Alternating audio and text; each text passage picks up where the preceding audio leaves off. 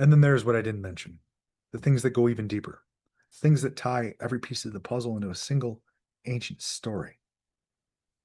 I didn't talk about the elites, not just politicians and bankers, but the families who've passed power like a crown through centuries, hiding their allegiances behind philanthropy, charity, politics.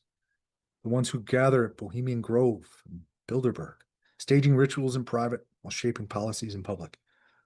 They don't just run governments, they run culture, science, religion, and war like a single orchestra, all feeding the same conductor.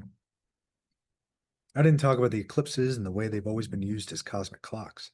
The ancients tracked them not just for farming, but for ritual. Even today, you'll notice coincidences, wars beginning on blood moons, coronations and global events, time to align with solar cycles.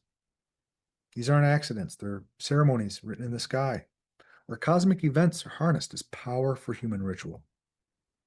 I didn't talk about the Anunnaki, the beings named in the oldest tablets we've ever found. The Sumerians said they came from the heavens, manipulated human DNA, and set us to work as hybrids, half spirit, half servant. Whether you take that literally or as myth, fingerprints remain. Humanity's obsession with gods, kings, bloodlines, and celestial origins all echo the same root. They really did tamper with our design, then every system we serve today is still their software running.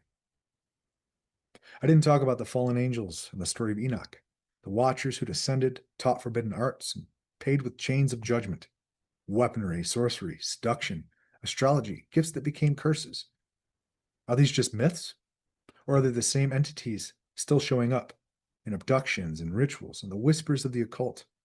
Every culture names them differently: gods, jinn, archons, tricksters. But the pattern is the same: beings who meddle, feed, and shape the course of humanity for ends that aren't ours. I didn't talk about humanity's origins, about how the neat Darwinian ladder doesn't explain the sudden leap in brain size, language, and culture, about the 223 genes in human DNA with no known evolutionary pathway, about myths from every continent that speak of sky gods, serpent beings, and hybridization. If we were engineered, even partially, then who did it and why? And I didn't even begin to rip into the purpose of religion itself, not just as control, but as containment, as a firewall to keep humanity locked in one version of the story while burning or banning all the others. Why do the Vatican archives stay sealed? Why are Gnostic texts hidden for centuries? Why is the feminine erased, the shadow demonized, the direct path to God outlawed? Because if you ever saw the whole picture, if you remembered who and what you are, the entire game would collapse overnight. What I didn't mention is that all of this, the wars, the finance, the psyops, the rituals, the bloodlines, the myths, is one story playing out across millennia. And the final inversion is this: they've convinced you it's all random, just politics, just economics, just history. But the truth is older, sharper, and cosmic. And this is where human influence comes in, because I'm not here to give you half truths. I'm here to cut into the marrow, to talk about the things most won't dare to touch.